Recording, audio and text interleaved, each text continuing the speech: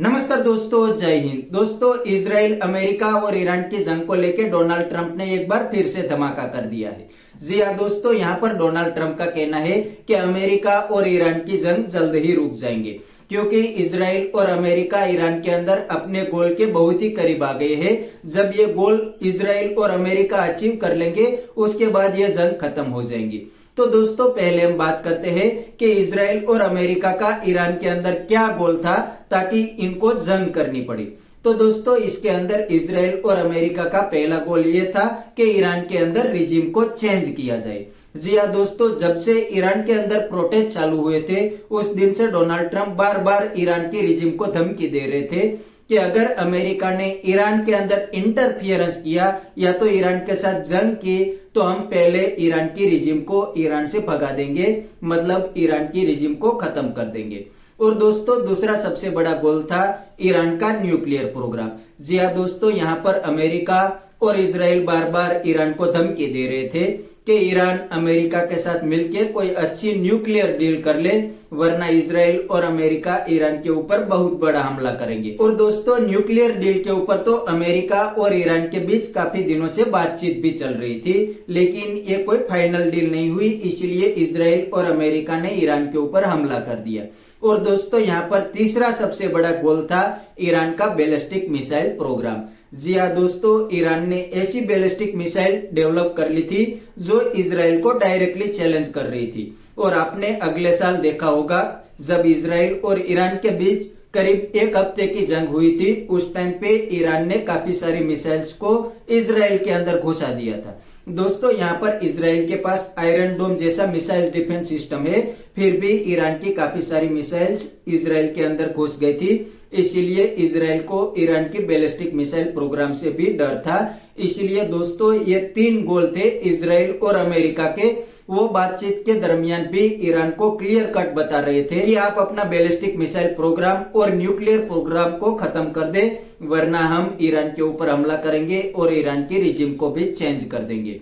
और दोस्तों, यहाँ पर इस जंग के दौरान इजराइल और अमेरिका ने ईरान का बहुत कुछ डैमेज कर दिया है, ईरान की पूरी लीडरशिप को खत्म कर दिया है। और डोनाल्ड ट्रंप तो कहते हैं कि इजराइल और अमेरिका ने मिलकर ईरान की पूरी नेवी और ईरान की पूरी एयरफोर्स को खत्म कर दिया है। इतना ही नहीं दोस्तों, इजराइल ने तो ईरान के न्यूक्लियर प्रोग्राम को भी टारगेट किया है और ईरान के बैलिस्टिक मिसाइल प्रोग्राम को भी बहुत ही इजराइल और अमेरिका ने मिलकर टारगेट किया है। लेकिन यहाँ पर मजे की बात यह है कि इजराइल और अमेरिका मिलकर लगातार ईरान के ऊपर बॉम्बिंग कर रहे हैं, लेकिन अभी भी ईरान इजराइल और अमेरिका के सामने झुका नहीं है, लगातार लड़ रहा है। और दोस्तों, अब तो ईरान के अंदर नई लीडरशिप भी बन गई है।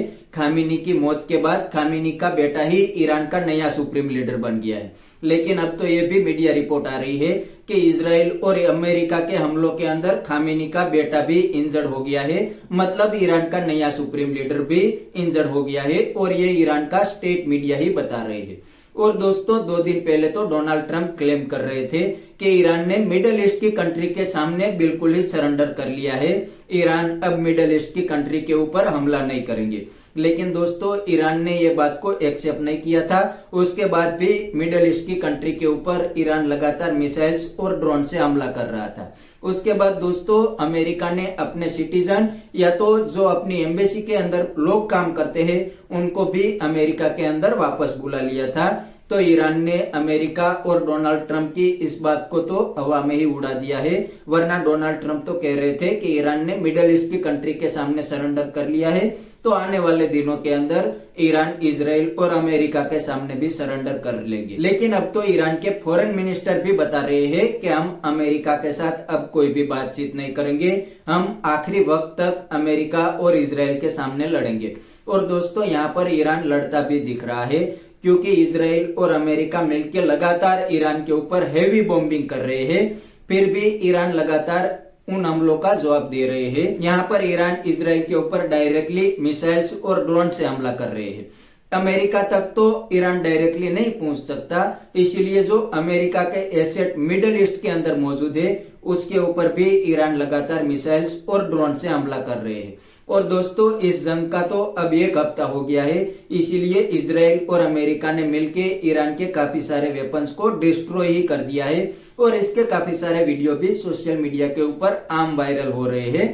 तो ईरान को भी बहुत ज्यादा नुकसान हो गया है। लेकिन जो डोनाल्ड ट्रंप क्लेम कर रहे हैं वो असल में रियलिटी नहीं है। डोनाल्ड ट्रंप तो इंफॉर्मेशन वॉर भी लड़ना चाहते हैं, लेकिन आप ईरान की साइड भी देख सकते हो, ईरान भी लगातार अमेरिका और इजराइल के हमलों का जवाब दे रहे हैं। और दोस्तों अब तो इस जंग का इफेक्ट पूरी दुनिया के अंदर पड़ने लगा है। जब से ये जंग चालू हुई है उस दिन से पूरी दुनिया के अंदर गैस एंड ऑयल की प्राइस तेजी से ऊपर जाने लगी है। यूरोप के अंदर तो गैस की प्राइस करीब 50% बढ़ गई है और इंडिया के अंदर भी इसका इफेक्ट दिखने लगा था।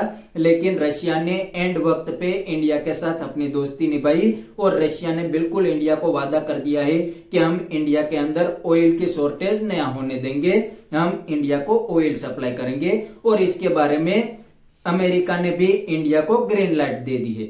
लेकिन दोस्तों हमारे पड़ोसी देश पाकिस्तान के अंदर इस जंग का बहुत ही इम्पैक्ट पड़ा है। जी हाँ, पाकिस्तान को इस मुश्किल वक्त में कोई पैसा या तो कोई ऑयल देने के लिए तैयार नहीं है। पाकिस्तान के पास ज्यादातर ऑयल ईरान से स्मगल होके आता था, लेकिन इस जंग की वजह से पाकिस्तान के अंदर ईरान से ऑयल आना बंद हो गया है। और दूसरी साइड पाकिस्तान के पास दूसरी कंट्री से ऑयल इंपोर्ट करने के लिए पैसा नहीं है, तो पाकिस्तान तो इस जंग के अंदर बहुत ही बुरा फंस गया है। पाकिस्तान के अंदर ऑयल की प्राइस तेजी से ऊपर जा रही है और पाकिस्तान की पब्लिक भी सोशल मीडिया या तो मीडिया के ऊपर रो रही है और पाकिस्तान की गवर्नमेंट इसके बारे में कुछ भी नहीं कर सकती क्योंकि उनके पास पैसा ही नहीं है। लेकिन दोस्तों इंडियन गवर्नमेंट ने तो इससे रिकवर कर लिया है, रशिया के साथ अच्छी डील कर ली है और अमेरिका ने भी इसके बारे में ग्रीन लाइट दे दी है। तो इंडियन फॉरेन पॉलिसी भी इस मुश्किल वक्त में लगातार काम कर रही है और इंडियन गवर्नमेंट भी अपनी पब्लिक के बारे में लगातार सोच रही है। तो बस दोस्तों आज के वीडियो में इतना ही। अगर आपको ये वीडियो पसंद आया तो वीडियो को लाइक शेयर कर दीजिए और चैनल को सब्सक्राइब करना मत भूलिए। थैंक यू, मिलते हैं नेक्स्ट वीडियो में।